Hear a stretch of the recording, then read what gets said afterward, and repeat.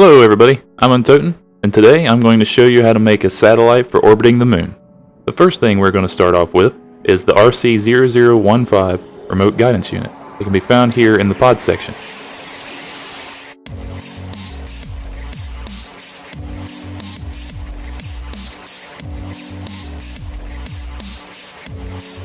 This pod doesn't have much in the way of aerodynamics, so next we're going into the aerodynamics tab and selecting the advanced nose cone type A, and then just placing it on the top like this. Now let's go into the utilities tab and select the service bay 1.25M. This will allow us to put things like batteries and solar panels on our craft without having them hang off the sides.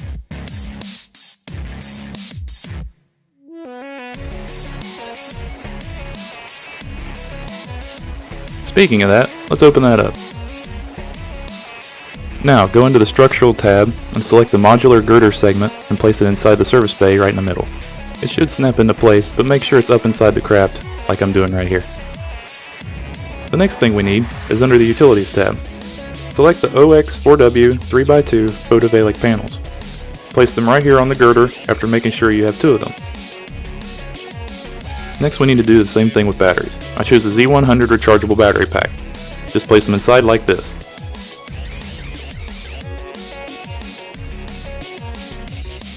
Now that our nose cone is ready, let's start on the rest by placing some fuel tanks. Here I've selected the FLT 400 fuel tank. After placing one on the bottom, that's all we need for this current stage. Now what we need is a small engine that doesn't burn too much fuel. On a side note, this is a good place to put a communication antenna before we continue with everything else. As for the engine, I use the LV909 Terrier liquid fuel engine. To complete this stage, simply go to the Structures tab and select the TR18A stack decoupler and place it on the bottom. Now let's begin with the next stage. Under the Structural tab, select the Rockermax brand adapter and place it here. This will allow us to place larger segments to the ship without compromising our aerodynamics. Now, under the Fuel Tanks tab, let's grab the Rockermax Jumbo 64 fuel tank. All we need now is another engine. Go to the Engines tab and select the RE15 Skipper liquid fuel engine. Go ahead and place that, and here is what our craft should look like so far. We are finished with this stage, so go to the Structural tab, and this time select the Rockermax brand decoupler. Now it's time to begin on our final stage.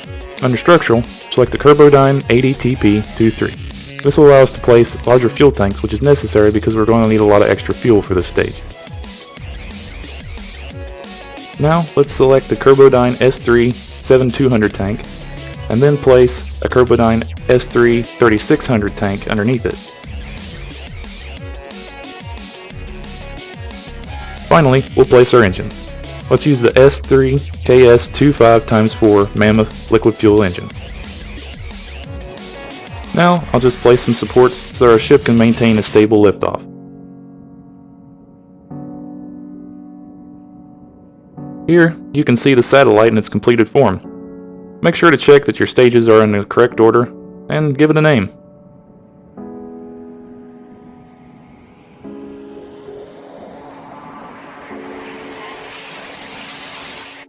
As you can see on my map here, I have to angle myself in front of the moon's path in order to meet up with it in orbit. The amount of angle needed depends on the craft, but with mine you will need to be ahead of the moon's trajectory by about 45 degrees, which is right about where my mouse is pointing. Now we are ready for takeoff. Push the throttle to the max, engage SAS, and hit the spacebar to launch. 10, 9, ignition sequence start. 6, 5, 4, 3, 2, 1, 0. All engines running. Liftoff, we have a liftoff. 30 minutes past the hour. Liftoff on Adventurer S2. Tower cleared.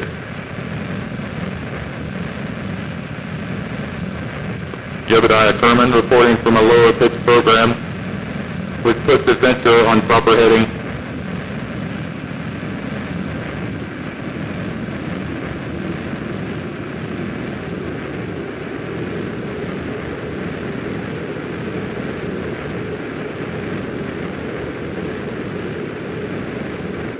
At this point, We can separate. Suppress space again to lose that empty stage.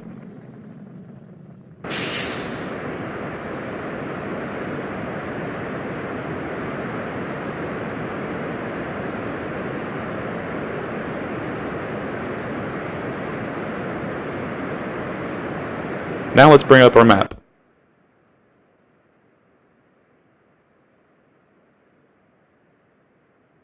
The moon's orbit is not perfectly equatorial, so we need to adjust a little bit to the north, as seen on the nav ball here, so that we can meet up with the moon better.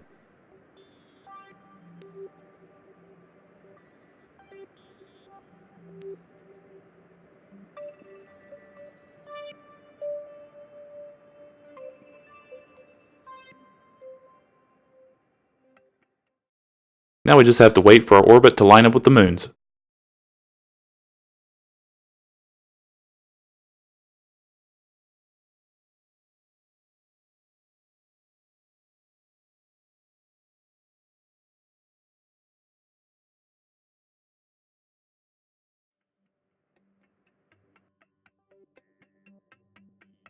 You can now see how the lines changed here. That means we'll be able to meet up with the moon's gravity at a certain point.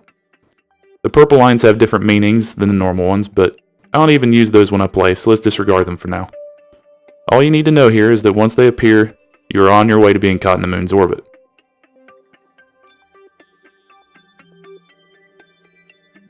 Now let's go ahead and open our service bay and deploy our solar panels.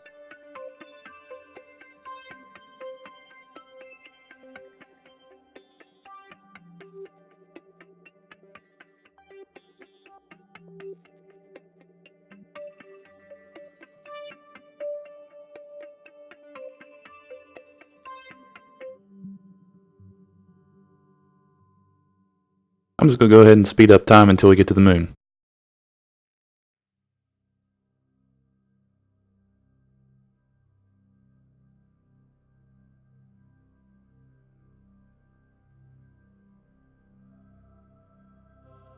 I had to stop here and turn off my electrical systems.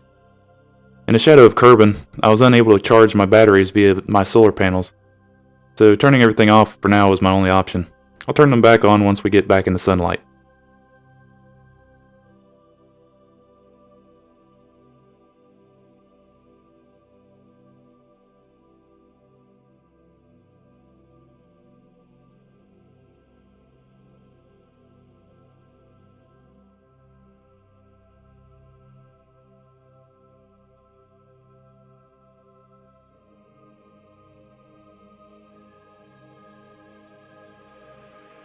Now we have met with the moon's orbit.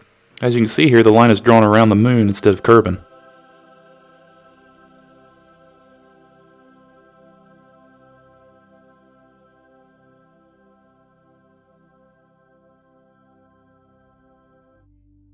I'm just going to go ahead and turn my electrical systems back on and detach that last stage here since I'll no longer need it.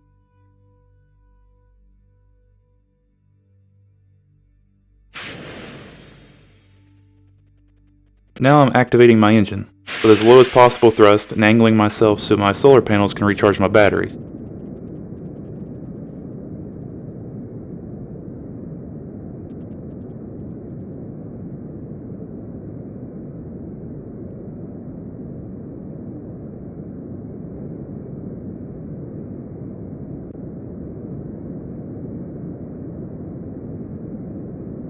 Our momentum will keep us moving in the same direction for a while, so I'm just going to cut the throttle here for a bit.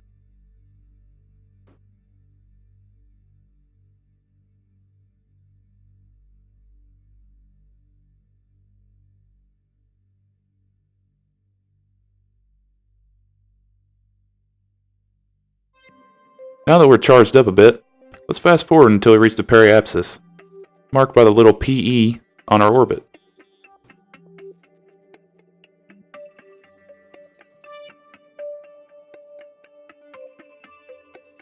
Once we reach that, make sure SAS is still engaged, and click here on retrograde. Wait until the nav ball centers itself on the retrograde symbol, then do a burn until the orbit goes fully circular.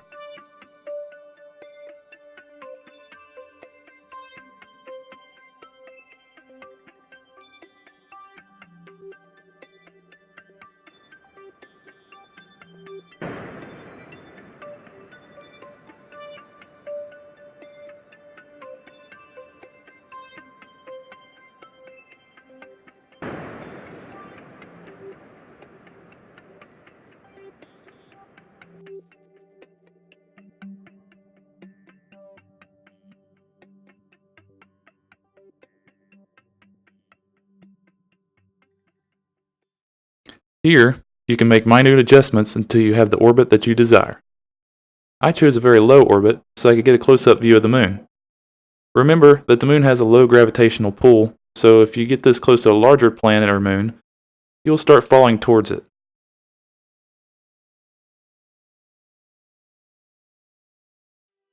That's it for this episode. Thanks everyone so much for watching. If you liked it, hit that like button and subscribe if you want to see more. I love making these videos for everyone to watch, so as always, I'll see you in the next one. Farewell, my friends.